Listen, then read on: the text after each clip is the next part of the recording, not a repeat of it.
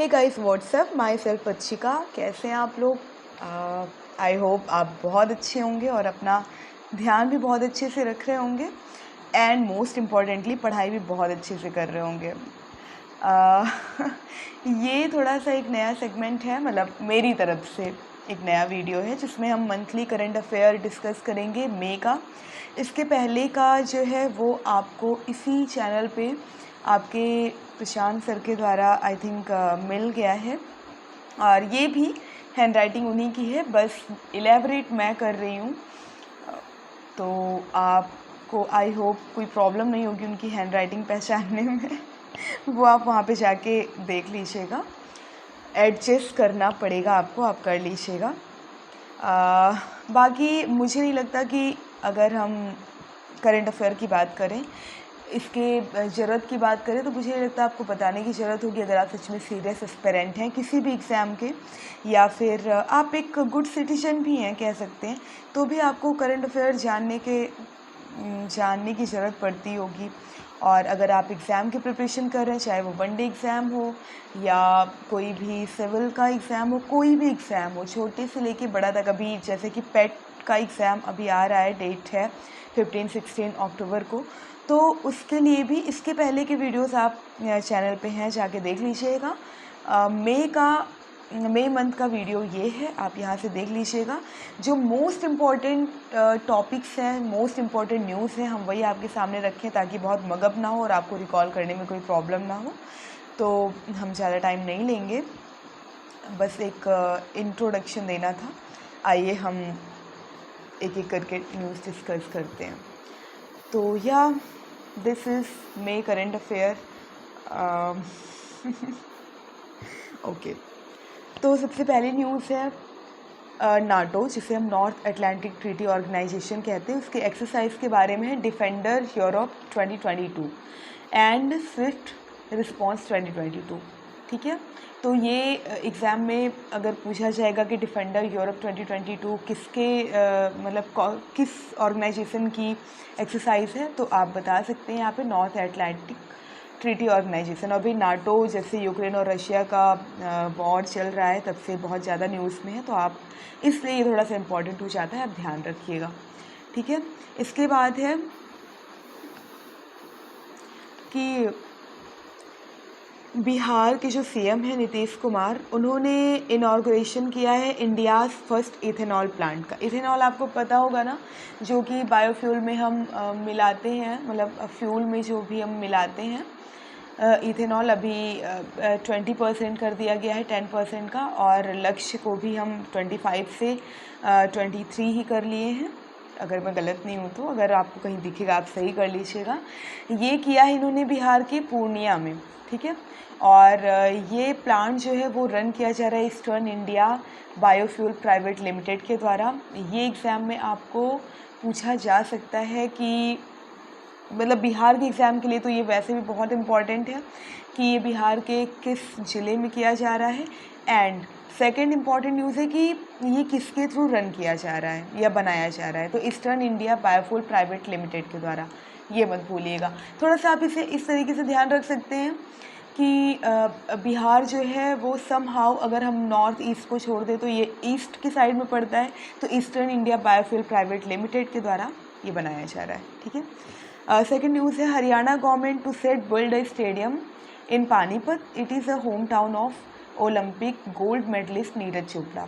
तो अभी हरियाणा गवर्नमेंट वही है, एक स्टेडियम बना रही है पानीपत में, ठीक है, जो कि गोल्ड मेडलिस्ट नीरज चोपड़ा के नाम पे बनाया जाएगा।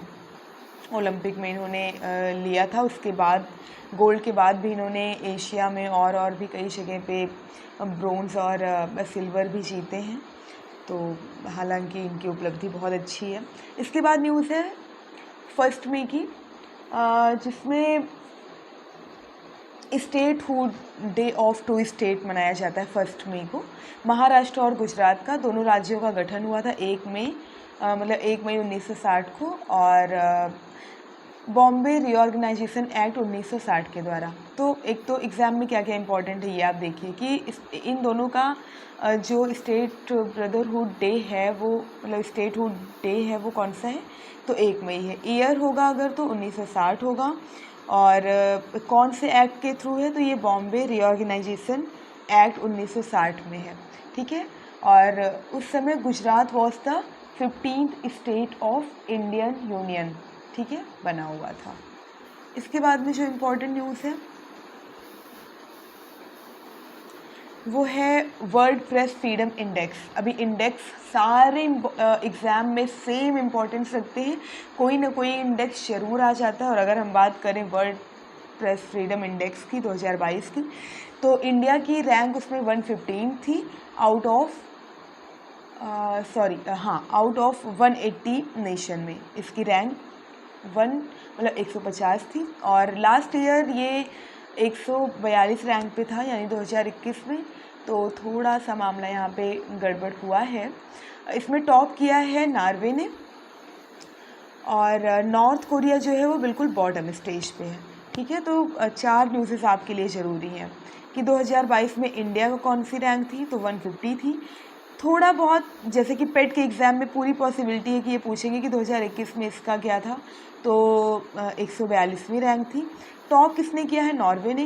देखिए ये जितने भी एडियाटिक कंट्रीज़ हैं, ठीक है, यही सब लोग जैसे कि नॉर्वे हुआ, स्वीडन हुआ, स्विट्ज़रलैंड हुआ, यही सब लोग ज़्यादा टॉप करते हैं। अगर आपको मैं एक बिल्कुल आइडिया दे रही हूँ, आप रिस्क पे अपने करिएगा, हालांकि बहुत कम रिस्क है। अगर आपको बिल्कुल नल एंड वाइट है, वो क्वेश्चन आपको समझ नहीं आ रहा है और वहाँ पे आपको एलिमिनेशन मेथड लगाना है, तो जनरली सारे इंडेक्सेस में यही लोग टॉप करते हैं, नॉर्वे, स्वीडन और ठीक है आयरलैंड। तो आप थोड़ा सा 2.5 गैस कर सकते हैं यहाँ पे।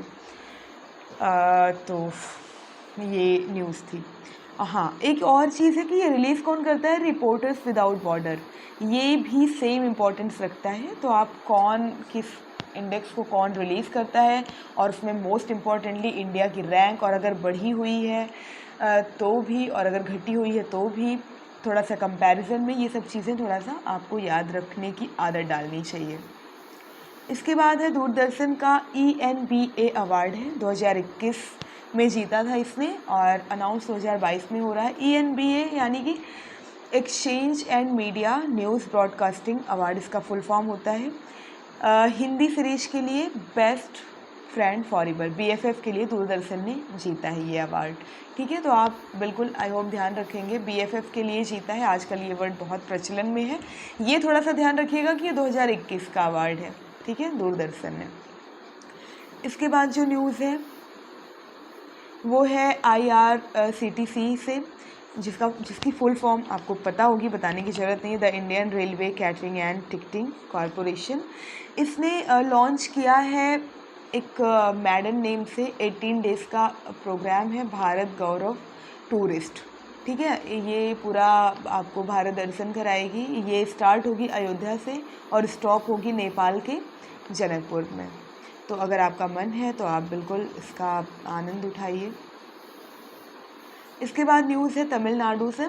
तमिलनाडु गवर्नमेंट ने अनाउंस किया है ब्रेकफास्ट स्कीम, और अगर आपको याद हो तो मिड डे मील भी अनाउंस करने वाला, मतलब कि स्टार्ट करने वाला जो राज्य था वो तमिलनाडु ही था। और अभी इसने ब्रेकफास्ट स्कीम स्टार्ट करी है, जो कि क्लास 1 से 5 तक स्टैंडर्ड के बच्चों के लिए है। और ये देखिए यहाँ पे लिखा है कि नाउ तमिलनाडु पहला ऐसा राज्य बन गया है जो मिड डे मील के साथ ब्रेकफास्ट भी देगा, ठीक है। तो ये आप ध्यान रखिएगा, तमिलनाडु याद रखिएगा। मिड डे मील अगर आपको याद होगा तो आपको याद आ जाएगा कि ब्रेकफास्ट भी इन्होंने ही, और क्लास स्टैंडर्ड याद रखिएगा 1 to 5। इसके बाद में जो इम्पोर्टेंट न्यूज़ है वो है world largest glass bottom bridge, जो कि पहले चाइना में था, अभी जो है वो वियतनाम ने इसका इनॉर्गेशन किया है, जिसकी लंबाई है 632 मीटर, और अगर हम इसे फिट में मेज़र करेंगे तो 2073 फीट, ठीक है। यह ब्रिज जो है वो 450 लोगों का भार उठा सकता है। और जो चीन में बना हुआ था उस ग्लास का, वो गुआंगडोंग में बना हुआ था, वो विश्व का दूसरा सबसे बड़ा है, तो ये विश्व का पहला सबसे बड़ा है, ठीक है। उसकी कैपेसिटी थी, मतलब उसकी लंबाई जो थी वो 526 मीटर की थी, तो आप ये ध्यान रखिएगा। और चाइना के बाद कहाँ पे है, वियतनाम में है, ये भी आप ध्यान रखिएगा। Mumbai get India's first electronic vehicle charging station powered by biogas. ठीक है, बायोगैस से पावर्ड है ये। मुंबई ने India's first EV charging station launch किया है। उसके बाद न्यूज़ है केन्या की नर्स हैं वो अन्ना रेबले डूबा जो है वो best nurse of the world का उन्होंने अवार्ड जीता है, उससे नवाजी गई हैं वो। और उस अवार्ड का नाम है Aster guardian global nursing award of Dubai. ठीक है, तो आप इनका नाम थोड़ा सा टेढ़ा मेढ़ा है और मेन इम्पॉर्टेंट है कि ये केन्या की है, तो आप याद रखिएगा अन्ना रेबल डूबा। ठीक है, इसके बाद में रामगढ़ बिस्थारी टाइगर रिजर्व जो कि राजस्थान में है, ये राजस्थान का चौथा और इंडिया का 52वां यानी 52nd टाइगर रिजर्व अपॉइंट किया गया है।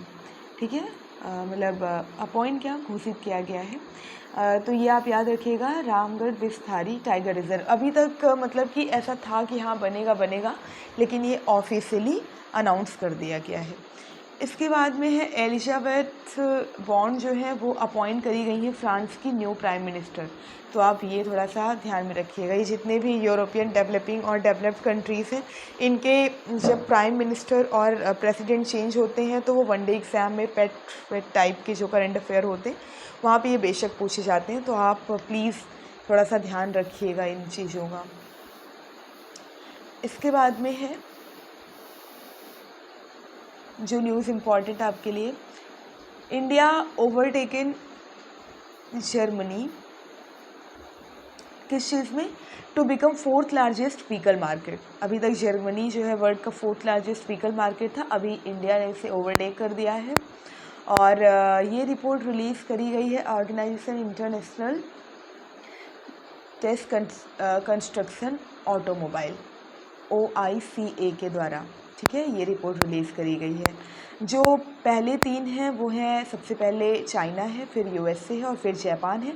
जापान के बाद जर्मनी हुआ करता था, अभी इंडिया हो गया है। ये चीज़ आप ध्यान रखिएगा, ये बहुत इंपॉर्टेंट न्यूज़ है गाइस। अगर इसकी स्थिति यही बनी रहती है तो जो है ये एग्ज़ाम में डेफिनेटली पूछा जाएगा and you have to recall it in exam. Okay, इसके बाद है निखत जरीन, उन्होंने गोल्ड जीता है वुमेंस वर्ल्ड बॉक्सिंग चैम्पियनशिप में जो कि इस्तांबुल में हुआ है। इस्तांबुल आपको पता है कहाँ पे है, पाकिस्तान में। तो ये था मई का करंट अफेयर जो कि बहुत ज़्यादा इम्पॉर्टेंट था, जो आपको ध्यान में रखना चाहिए।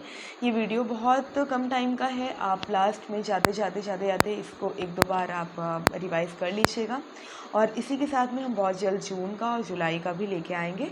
और प्लीज़ अपना और अपनों का ध्यान रखिएगा, बहुत अच्छा करिएगा, पढ़ाई करते रहिएगा, because without study there are no future at all. तो प्लीज़ ध्यान रखिएगा, be careful and bye bye.